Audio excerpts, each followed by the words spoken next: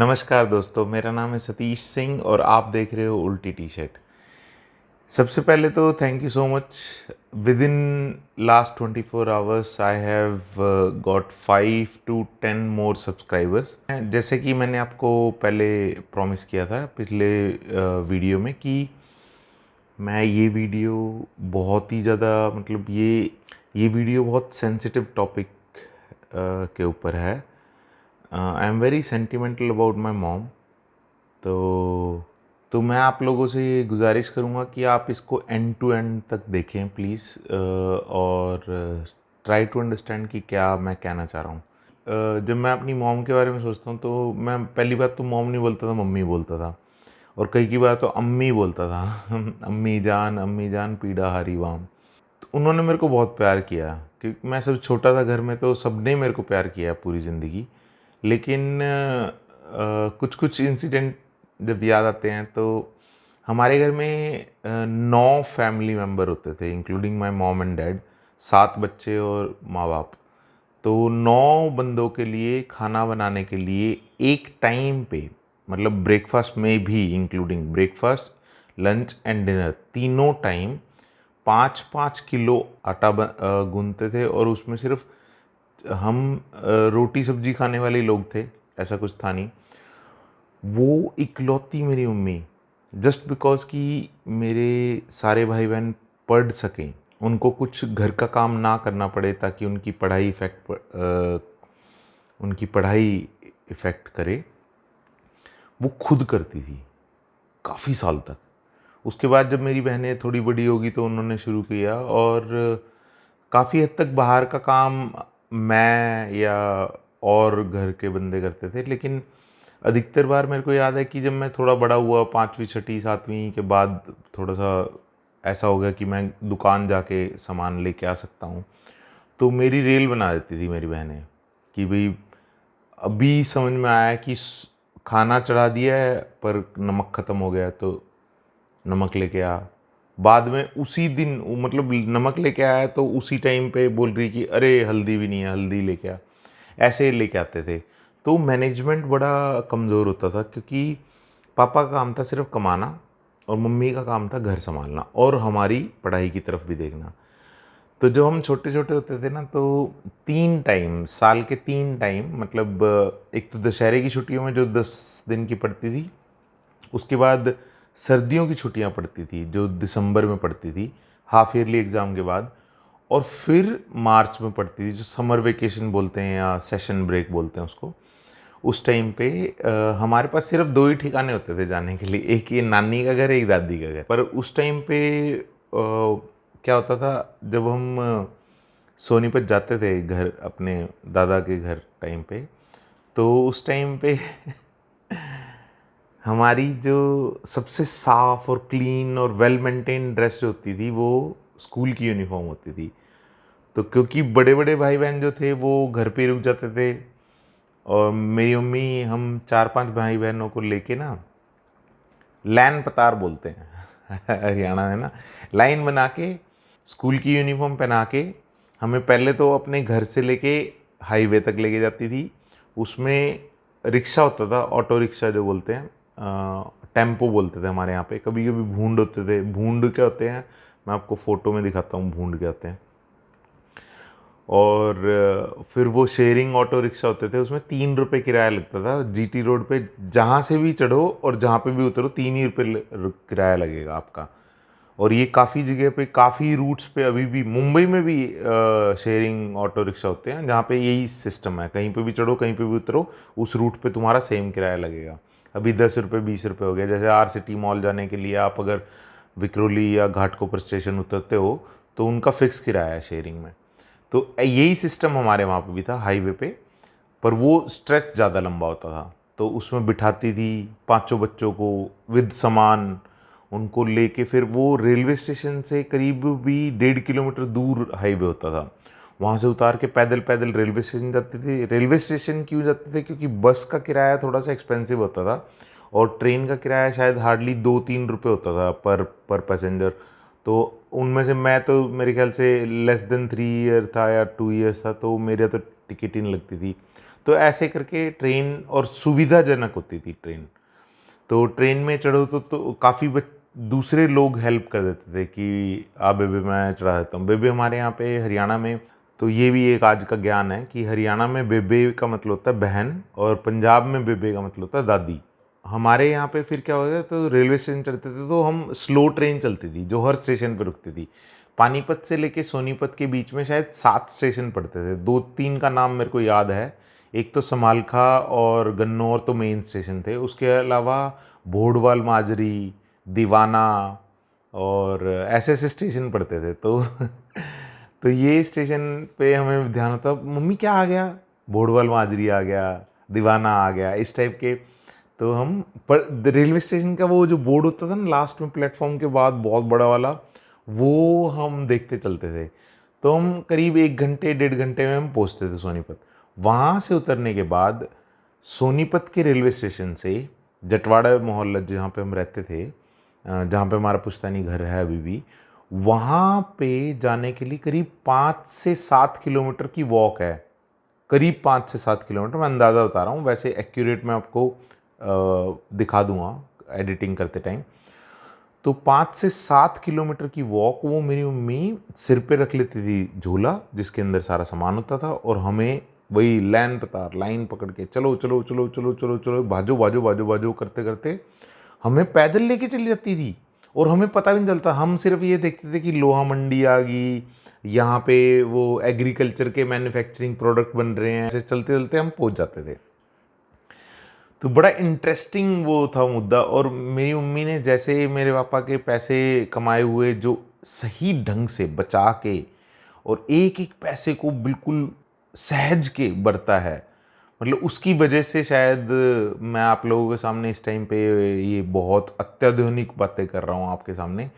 कभी कभी हम जब नानी के वहाँ जाते थे ना, तो वहाँ पे मेरी नानी और मेरी मम्मी जब मिलती थी ना तो रोने लग जाती थी। और ये लास्ट टाइम तक भी 2009 में मेरी मम्मी की डेथ हुई थी, तो लास्ट टाइम तक भी ना जब वो बहनें मिलती थी ना, मौसियाँ, मेरी 4 बहन मौसियाँ थी, अभी 2 ही रह गई हैं। तो 2 मौसियाँ रह गई, मम्मी भी नहीं है। तो ऐसे जब मिलती थी ना रोती थी वो, आंसू निकल आते थे। और जब यही एहसास तब हुआ जब मैं अपनी बहनों से मिलता हूँ, बहनें ना जब मैं उनके गांव में जाता हूँ या कहीं पे भी वो रहती हैं, वो वहाँ पे जब जाके मिलता हूँ ना तो वो गले लग के रोने लग जाती हैं कि हमारे घर से कोई आया है। इतना ब्यूटीफुल वो मोमेंट होता था। मतलब वो जो फीलिंग होती थी ना, मतलब कोरोना वायरस में मैंने ये कोरोना काल जिसे बोला, मेरे को I hate this word corona काल, काल क्यों हो गया ये।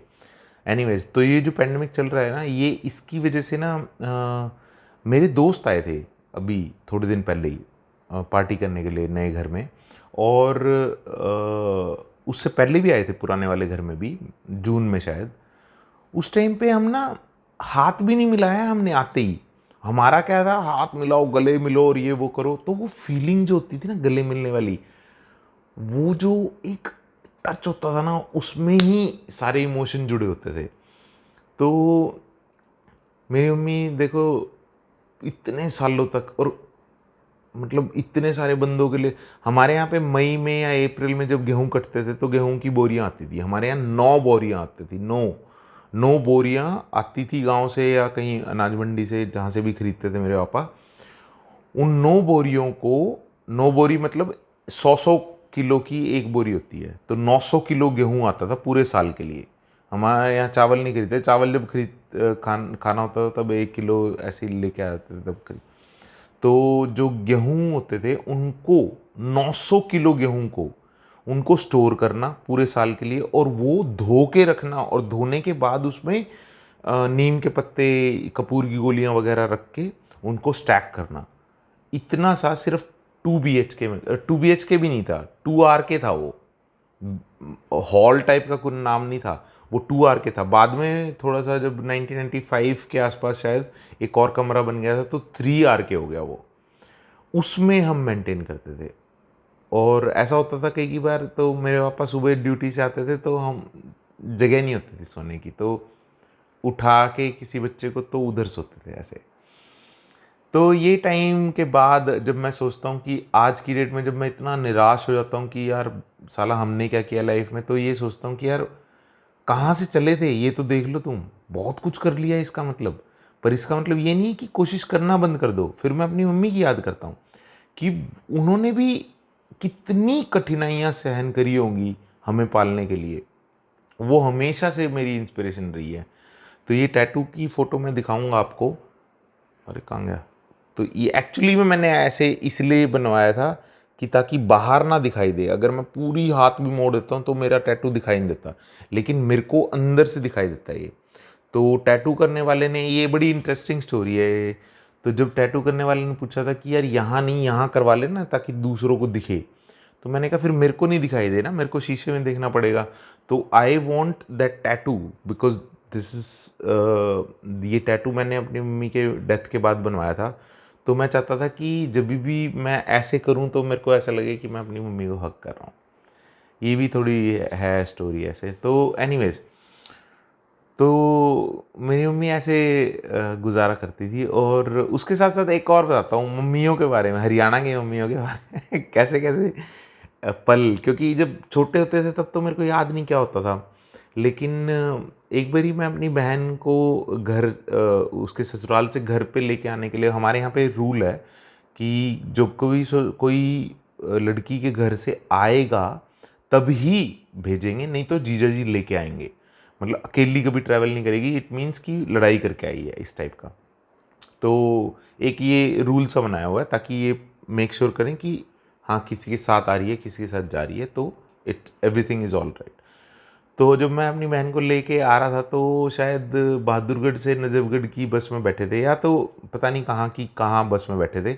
तो उस बस में ना, हाईवे पे जब आई ना वो बस, तो हमारी सीट के, मैं और मेरी बहन यहाँ बैठे हैं, मेरे सामने वाली सीट पे ना एक यंग बंदी बैठी हुई थी, उसके साथ उसका बच्चा था, 2-3 साल का होगा, बोलना जानता था तो बस, वो इतना ही छोटा था। तो वहाँ हाईवे पे ना क्या होता है, राजस्थान से ना 200-300 गायें जो होती है ना, वो गायें अलग टाइप की होती हैं, इतनी मोटे मोटे सींग होते हैं उनके, और पतली पतली गायें होती हैं पर सींग बहुत मोटे होते हैं, तो वो राजस्थानी गायें होती हैं। और वो गायें का झुंड 100-200 की भीड़ में, वो एक या दो तीन बंदे उनको गाइड करते हुए लेके जाते हैं, और हाईवे पे जो भी खेत वेत होते हैं वो चरते रहते हैं। तो कभी कभी उनको क्रॉस करना पड़ता है हाईवे। तो उस टाइम पे मतलब 2-3 मिनट का हॉल्ट लग जाता है कि ये क्रॉस करेंगी। 100-200 गायें अगर क्रॉस कर रही होंगी तो 2-3 मिनट तो लगेंगी। गायें को हम गावड़ी बोलते हैं। ये भी एक तरह का ज्ञान ही ले लो आज का, कि गावड़ी बोलते हैं। तो वो आगे जो छोटा बच्चा था, उसने पूछा कि ए माँ, हरियाणवी में, ए माँ ये क्या है? तो उसको ये समझ में नहीं आया कि गायें हैं। उसने डेफिनेटली देखी होंगी गायें पहले भी, लेकिन उसको ये समझ में नहीं आया इतनी बड़े बड़े सींगों वाली कैसी है। तो उसने कहा कि ए माँ के है ये? तो उसने मैंने बोला कि बेटे गायें हैं, गावड़ी हैं ये। तो उसने हिंदी हिंदी बोलने की कोशिश करी, क्योंकि बस में बैठे थे तो थोड़ा सा ना पब्लिक अफेयर हो जाता है। तो उसने कहा ये गावड़ी हैं बेटे। तो कहती, ऐसे करके ना बच्चा ऐसे देखता रहा थोड़ी देर तक, उसके बाद ये किसी गावड़ी हैं। ओ माय गॉड, वो इतनी, मतलब शायद हमने भी बहुत कुछ बचपन में ना ऐसे स्टूपिड से सवाल या ऐसे फनी सी चीज़ें पूछी होंगी, लेकिन मेरे को याद नहीं है, अब मैं बहुत छोटा था, ऊपर से अब तो बहुत ही वीक मेमोरी हो गई है। लेकिन एक चीज़ मेरे को बड़ी अच्छी से याद है कि मैं ना बचपन में बीमार नहीं पड़ता था। बीमार पड़ता था तो बड़ी क्रिटिकल टाइम पे पड़ता था। तो मैंने अपनी मम्मी को बहुत दुखी किया। एक तो पैदा होने के टाइम पे दिसंबर में पैदा हुआ, उसके बाद फिर सुबह सुबह 4:30 बजे पैदा हुआ। हर छुट्टियों में, या कभी कभी ऐसे क्रिटिकल सा एटमॉस्फेयर हो ना जहाँ पे सब एंजॉय कर रहे हो, तो मेरे को सीधा बुखार होता था। तो 104 बुखार, 103 बुखार होता था। तो मेरे को टैबलेट से असर नहीं पड़ता था। एक दिन तो मेरे को टैबलेट दिए जाती थी, पर टैबलेट से असर नहीं होता था। मेरे को सीधा इंजेक्शन लगाना पड़ता था। पता नहीं वो कौन सा इंजेक्शन था, मैं मेडिकली लिटरेट बंदा हूँ। तो मेरे को सीधा इंजेक्शन दिया जाता था, और वो भी रात को 2-3 बजे। मेरी मम्मी चेक करती थी तो देखता मैं बिल्कुल, मतलब बोलते ना, उबल रहा हूँ, मेरा शरीर बिल्कुल बहुत ही ज़्यादा तप रहा होता हुआ। तो मेरी मम्मी कंबल में लपेट के, मेरे को गर्मियाँ हों सर्दियाँ हों, मेरे को गाँव में भी, एक बारी हम गाँव में गए हुए थे और वहाँ पे आसपास डॉक्टर नहीं होते, तो रात को 3 बजे कुत्ते भौंक रहे हैं, कोई सो नहीं रहा। वहाँ तो 8, मतलब सारे सो रहे हैं और वहाँ पे 8 बजे ही सो जाते हैं लोग। तो रात के 3 बजे सोचो कितना खतरनाक अंधेरा और बिल्कुल सुनसान बना होगा। वहाँ पे मेरी मम्मी अकेले पैदल उठा के मेरे को एक बारी खेस में, खेस बोलते हैं वाइट कलर का एक वो होता है, खेस में लपेट के मेरे को डॉक्टर तक ले गई। कम से कम 1-1.5 किलोमीटर था वो। ऊपर चढ़ाई वढ़ाई होती है। हमारे यहाँ जटवाड़े के आसपास जो है ना वो एरिया, जो पीछे मार्केट वाला है सोनीपत में, अगर कोई जानता होगा तो वो ऊपर नीचे है, ऐसे पहाड़ी पे बना हुआ है वो। तो चढ़ाई भी है उस पर, वो भी मेरे को उठा के घूम रही है। किसी डॉक्टर का दरवाज़ा खटखटाया, फिर रात को उसने इंजेक्शन दिया, तब जाके चैन आया मेरी मम्मी को और मेरे को भी। और सेम गोज़ फॉर, क्योंकि मैं सेंट्रल गवर्नमेंट की फर्म में पला बड़ा हूँ, तो उधर तो हैं, होते हैं। तो उसमें भी मेरे घर से मेरा जो हमारा जो हॉस्पिटल होता था वो करीब ये लगा लो 800 मीटर या 1 किलोमीटर के आसपास तो होगा ही। वो भी उठा के कभी कभी, मेरे को इतनी मेमोरी याद है कि मैं अपनी मम्मी की गोद में ऐसे कंबल में लिपटा हुआ ऐसे जा रहा हूँ और मैं तप रहा हूँ बुरी तरह। मेरे को होश आवाज़ नहीं है, बस मेरे को वो वार्मथ याद है जिसमें मैं कंबल में लिपटा हूँ और मेरे को इंजेक्शन लगा। ये ऐसी ऐसी मेमोरीज हैं। और एक दो और मेमोरी हैं जो मतलब आई डोंट नो कब है मदर्स डे, शायद ये मदर्स डे वाला ही वो बन गया है। एक बारी जब हम सब बिजी हो गए थे बड़े होके, मतलब सातों भाई बहन, चारों की शादी होगी बहनों की, भाई भी बाहर काम करने लग गया, मैं पढ़ने बाहर चला गया, एक इकलौता मेरा भाई घर पे रहता था। उसने बहुत सेवा करी माँ बाप की, दुख भी उतना ही दिया पर लेकिन फिर भी सेवा भी बहुत करी, क्योंकि हम तो थे ही नहीं। तो मैं दिल्ली से आ रहा था और उस दिन भैया दूज था, तो भाभी और भाई भी गए हुए थे गुड़गांव। तो मैं और मेरी बहन एक आधे घंटे के डिफरेंस पे ट्रैवल कर रहे थे अलग अलग बसों में। मैं ऐसे प्लान नहीं था क्योंकि मैं कहीं और रहता था और वो कहीं और रहती थी। तो हम आंगन में बैठ के, घर घर के मतलब चारों तरफ ऐसे कमरे थे और बीच में आंगन था। मेरी मम्मी बैठ के रो रही थी, कहती क्या माहौल था घर का, पूरा घर चहल पहल से भरा रहता था। अब देखो कोई है ही नहीं, अकेली बैठी हुई है, स्वेटर बुनती रहती थी। तो स्वेटर, टोपी, ग्लव्स एक एक रात में बना देती थी, मतलब तभी उसकी वजह से मोतियाबिंद भी हो गया, कैट राइड जिसे बोलते हैं, तो वो भी हो गया उसको। तो मेरी मम्मी को, तो हम ना सुबह के आए हुए, 10-11 बजे के आए हुए, 12 बजे मैक्सिमम आए हुए, हम तीनों, मैं, मेरी सबसे बड़ी बहन और मेरी मम्मी, आंगन में बैठे बैठे हमने इतनी बिचिंग करी भाभी के बारे में, ये वो इतनी सारी बातें करी कि हम आपस में इतने खो गए। शाम के 7 बज गए, क्योंकि हमारा वो आंगन के साथ ही सारे कनेक्टेड थे, ये घर, ये कमरा, ये कमरा। हमारे यहाँ पे कमरे को भी घर बोलते हैं एक्चुअली। इस घर में पड़ी होगी चीज़, उस घर में पड़ी होगी, तो कमरे और किचन भी उसी साइड था, तो बाहर से ही चाय बना के लिए हमने अपने कपड़े भी चेंज नहीं किए, वो बैग भी नहीं रखा कहीं पे, मतलब बाहर ही रखा होता बैग। तो उस लेवल का हमारा वो कनेक्शन था। तो मैं और मेरी मम्मी घंटों बात कर सकते थे। लास्ट में क्या हो गया था, जब वैसे तो कुछ ऐसी बीमारी थी नहीं मेरी मम्मी को, ये अचानक से ब्रेन हैमरेज हो गया, लेकिन लास्ट में जब बूढ़ी हो गई थी ना, तो मैं उनका हाथ ऐसे पकड़ता था तो ऐसे रुक जाता, ऐसे अटक जाता। तो मैंने कहा मम्मी आप बूढ़े हो गए हो। कहती बूढ़ी नहीं होंगी, नानी बन गई, दादी बन गई। तो ऐसे मेरी मम्मी बड़ी ब्लंट सी थी लेकिन बहुत स्वीट थी, और सबको अपनी मम्मी बड़ी स्वीट ही लगती होंगी शायद, कुछ एक को छोड़ के। लेकिन जो सेक्रीफाइस मेरी मम्मी ने किए हैं शायद, वो बहुत ही रेयर दिखने को मिलते हैं आजकल के उसमें, तो शायद बहुत ही, क्योंकि मेरी जनरेशन जो है ना, उनके उनके माँ बाप के सिर्फ दो दो तीन तीन बच्चे ही होते थे ज़्यादा से ज़्यादा। मैं ही इकलौता ऐसा था, तो उनके माँ बाप की जनरेशन वाला बच्चा हूँ जो सबसे छोटा था। जैसे बोलते हैं ना गाँव में ऐसा होता है कि कई कई बार ऐसा होता है कि तुम्हारे चाचा की और तुम्हारी शादी एक ही साल में हो रही है, कई बार ऐसा होता है गाँव में। तो इस टाइप का माहौल था। तो ये ज़्यादा लंबी ना खींचते हुए वीडियो को मैं इधर ही पॉज़ करता हूँ, और कभी और बात करूँगा अगर कुछ और याद आ गई मेरी मम्मी के बारे में। वैसे तो बहुत सारी यादें हैं, लेकिन पर अभी जो है वो है। और I would like to thank you all for liking my previous videos. Please watch whenever you get time, please watch my video, and it is just plain and simple my views about the life. And I hope ki you like this video as well, and if you like this video, share it with your friends and family so that they can also, you know, correlate with me, and especially with your parents, and parents can share with their uh, colleagues that, you know, what kind of sacrifice they have done to raise you to being so intellectual and, you know, manly people or womanly people. So thank you so much for watching Ulti T-shirt. धन्यवाद.